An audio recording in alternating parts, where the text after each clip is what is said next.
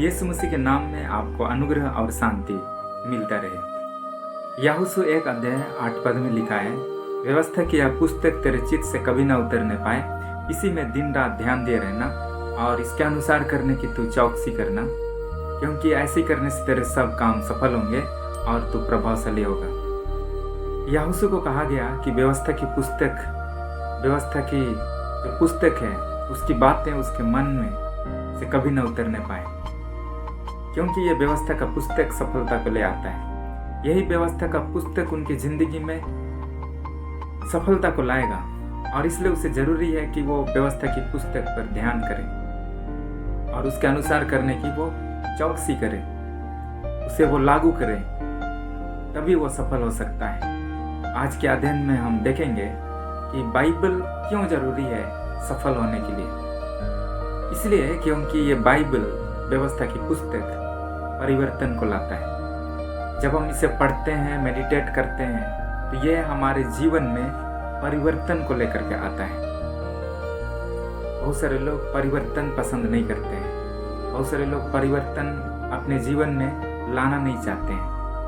पहले से जो हैं उसी में वो रहना चाहते हैं। पहले से जो उनका परिवेश है, पहले से उनकी जो संस्कृति है, पहले से जो उनका धर्म है, वो उसी में ही वो जीवन व्यतीत करना चाहते हैं और उसमें वो परिवर्तन को लाना नहीं चाहते हैं। लेकिन जब हम बाइबल को पढ़ते हैं तो ये हमारे जीवन में परिवर्तन को लाता है और इसलिए बहुत सारे लोग बाइबल पढ़ना पसंद नहीं करते हैं, इसलिए क्योंकि वो परिवर्तन नहीं चाहते हैं। बाइबल परिवर्तन को लेकर के आता है और जो ईश्वरीय सफलता, आत्मिक सफलता जिसके विषय में हम अध्ययन कर रहे हैं, वो हमें परमेश्वर तब देता है जब हमारे जीवन में परिवर्तन आता है। जब अपने जीवन में हम परिवर्तन को ले आते हैं, तब आत्मिक सफलता हमारे जीवन में आता है।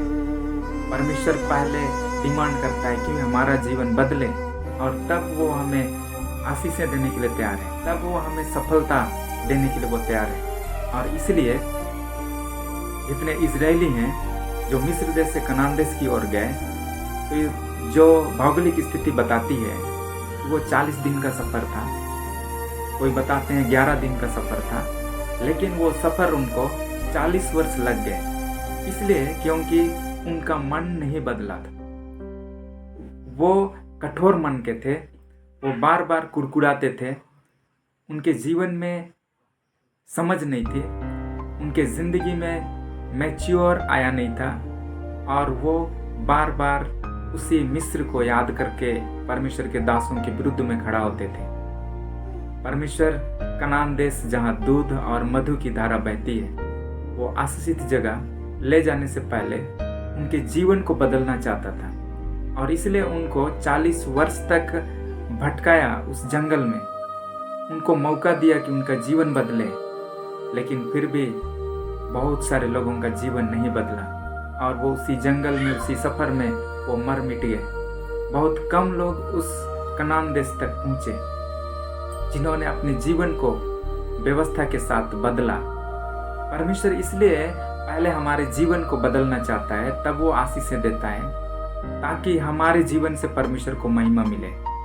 जब हमारा जीवन बदलेगा और जब उसके बाद जब परमेश्वर हमारे जीवन में आशीषों को देगा, तब हम परमेश्वर को महिमा देंगे, अन्यथा हम परमेश्वर को महिमा नहीं देंगे।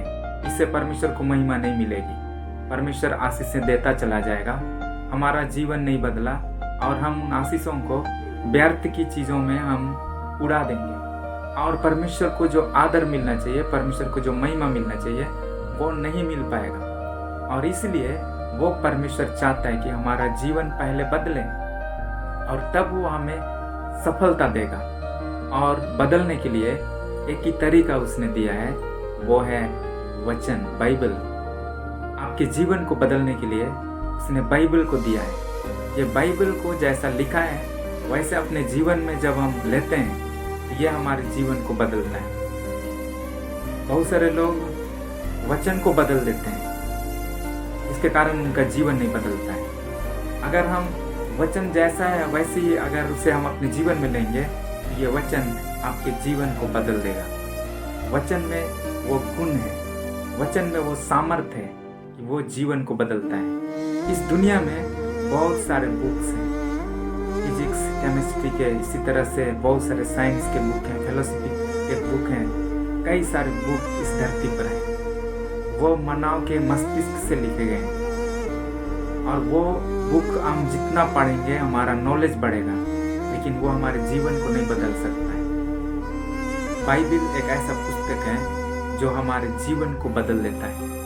हमारा जीवन जो शरीर, प्राण और आत्मा में है, वो जीवन को बदलने के लिए ये बाइबल है और इसलिए हमें इसे पढ़ना है। जब हम इसे पढ़ते हैं ये हमारे जीवन को बदल देता है। क्या आप बदलना चाहते हैं?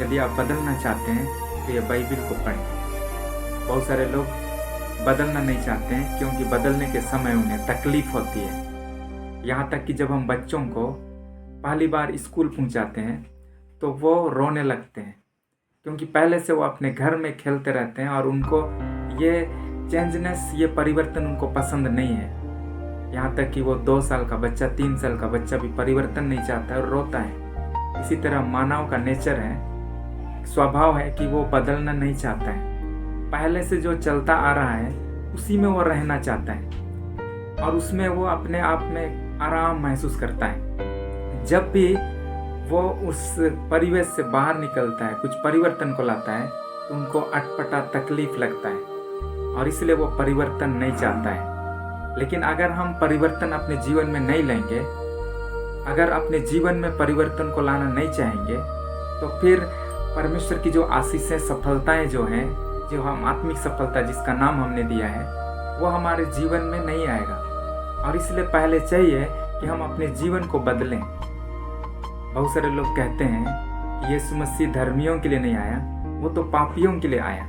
हाँ, ये सच है, वो पापियों के लिए आया, लेकिन वो पापियों को पापी ही रखने के लिए नहीं आया, लेकिन पापियों को धर्मी बनाने के लिए आया। जितने समाज में घिरे हुए हैं, जितने बीमारी में, बोझ में, पापों में दबे हुए हैं, ऐसे लोगों के लिए यीशु मसीह आया ताकि आगे को उनका जीवन वैसा ना रहे, वो बदल जाए।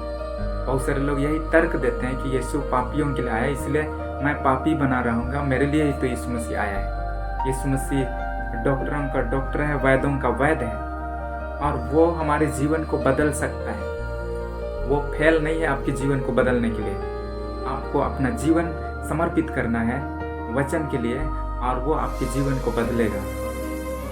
क्यों बाइबिल हमें पढ़ना चाहिए? इसमें क्या गुण है? सबसे पहला पॉइंट हम देखने जा रहे हैं वो है ये लोगों के जीवन को बदल देता है। बाइबिल में वो क्वालिटी है, ये जीवन को बदलता है।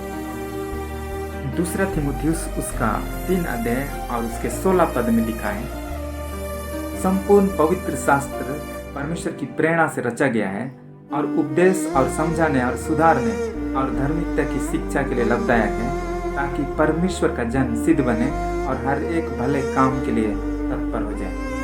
जो पवित्र शास्त्र बाइबिल है, ये परमेश्वर की आत्मा की प्रेरणा से रचा गया है, परमेश्वर की आत्मा की प्रेरणा से लिखा गया है और ये हमारे जीवन को बदलने के लिए, सुधारने के लिए, ताकि उसके जो जन हैं वो सिद्ध बने, और इसलिए ये बाइबिल दिया गया है। ये बाइबिल लोगों के जीवन को बदल देता है। बाइबिल में जब हम लोग पढ़ते हैं, जब यीशु मसीह इस धरती पर थे, यीशु मसीह के जाने के बाद कई सारे दास आए, उन्होंने प्रेरितों को खड़ा किया और उनका जीवन अद्भुत रीति से बदला। वचन के द्वारा उनका जीवन बदल गया। ये बाइबिल हमारे जीवन को बदल देता है। बाइबिल में लिखा है प्रेरितों के काम उसका 22 अध्याय, जहाँ पौलुस के विषय में लिखा है। पौलुस एक बहुत बड़ा प्रेरित जिसने कई सारे कलीसियों को स्थापित किया। उनका जीवन पहले मसीह के वचन से दूर था। वो कलीसिया को सताता था और उनको सताने के लिए अधिकार मिला हुआ था। और जो प्रेरितों के काम 22 अध्याय में लिखा है, वो दमिश्क भी इसी पर्पस से जा रहा था कि वहाँ के विश्वासियों को वो सताए। लेकिन मार्ग में एक घटना घटा जो उसके जीवन को बदल दिया। 22 प्रेरितों के काम 22 अध्याय में खुद पौलुस का लिखा हुआ शब्द हमें मिलता है। प्रेरितों उसका 22 अध्याय 6 पद से आगे इस प्रकार से लिखा है, जब मैं चलते चलते दमिश्क के निकट पहुंचा तो ऐसा हुआ कि दोपहर के लगभग एकाएक एक बड़ी ज्योति आकाश से मेरे चारों ओर चमकी और मैं भूमि पर गिर पड़ा और यह शब्द सुना, हे साउल तू मुझे क्यों सताता है? मैंने उत्तर दिया, हे प्रभु तू कौन है? उसने मुझसे कहा, मैं यीशु नासरी हूँ जिसे तू सताता है। मेरे साथियों ने ज्योति तो देखी परंतु जो मुझसे बोलता था उसका शब्द ना सुना। तब मैंने कहा, हे प्रभु मैं क्या करूं? प्रभु ने मुझसे कहा, उठकर दमिश्क में जा और जो कुछ तेरे करने के लिए ठहराया गया है वहां तुझसे सब बता दिया जाएगा। उस दिन पौलुस का जीवन बदल गया। उसका नाम पहले साउल था, परमेश्वर ने उसके नाम को भी बदल दिया साउल से पौलुस में। उस दिन वो दोपहर के समय जब वो दमिश्क के मार्ग में था, लिखा है एकाएक बड़ी ज्योति चमकी और वो भूमि पर गिर पड़ा। दोपहर का समय था। दोपहर का समय सूर्य का जो रोशनी है वो सबसे तेज रहता है, लेकिन यहाँ एक और ज्योति के विषय में पौलुस मेंशन करता है। ये ज्योति सूर्य की रोशनी से कई गुना ज्यादा था। जहाँ वो ठहर नहीं सका और वो भूमि पर गिर पड़ा और तब वो पुकारा कि तू कौन है? तब ये आवाज उसको सुनाई दिया, मैं यीशु नासरी हूँ जिसे तू सताता है। उसने यीशु को फिजिकली रूप से सताया नहीं, उसको मारा नहीं, लेकिन उसकी कलीसिया को, यीशु मसीह की जो कलीसिया है जिसे बाइबल में दुल्हन के रूप में, यीशु मसीह की दुल्हन के रूप में लिखा गया है, उसे वो सताने के लिए जा रहा था। तो यीशु उसके डिफेंस में खड़ा हो उसने कहा कि मैं यीशु नासरी हूँ जिसे तू सताता है। जो कलीसिया को सताता है वो यीशु मसीह को सताता है, क्योंकि यीशु मसीह कलीसिया का सिर है। और उसी दिन पौलुस का जीवन बदल गया। वो पहले कठिन व्यक्ति था, वो उससे कोई उम्मीद नहीं कर सकता था कि वो बदल सकता है, और इसलिए बाद में जब उसका जीवन बदल गया और यरूशलेम में जब ये खबर सुनाया गया कि पौलुस जिसका जीवन बदल गया है वो यहाँ आने वाला है, तो लोगों को विश्वास नहीं हुआ। उन्हें लगा कि वहाँ कोई युक्ति के साथ वो आ रहा है। वो लोग विश्वास नहीं करते थे कि पौलुस का जीवन बदलेगा, लेकिन उनका जीवन बदल गया, क्योंकि वचन हमारे जीवन को बदल देता है। आज भी कई बार हम लोग प्रचार करते हैं तो हम लोग सोचते हैं कि इसका जीवन तो नहीं बदल सकता है। नहीं, परमेश्वर किसी के जीवन को भी बदल सकता है, चाहे कोई भी क्यों ना हो, कितना कठिन क्यों ना हो। हम अपने तरीका, अपनी बुद्धि से हम बदल नहीं सकते हैं, लेकिन वचन वो जीवन को बदलता है। जब हम वचन को की सच्चाई को लोगों के सामने प्रकट करते हैं सिंपली, तो वही जीवन को बदलता है। कठिन से कठिन लोग, हत्यारा, चोर और जितने भी कठिन से कठिन, गंदे से गंदे लोगों के जीवन को परमेश्वर का वचन बदल सकता है। उसने इतिहास में कई लोगों के जीवन को बदला, वो आज भी लोगों के जीवन को बदल सकता है। वो आपके जीवन को भी बदल सकता है। ये वचन आपके जीवन को बदल देगा। जब हम इसे पढ़ते हैं तो ये हमारे जीवन को बदलता है, क्योंकि वचन में सामर्थ है। ये परमेश्वर का वचन है जो सफलता से भरा हुआ है। जब आप इसे पढ़ेंगे ये आपके जीवन को बदल देगा। अगले अध्ययन में हम अगला टॉपिक को देखेंगे कि वचन और क्या को बदल सकता है। परमेश्वर आपको आशीष देने पाए। आमीन।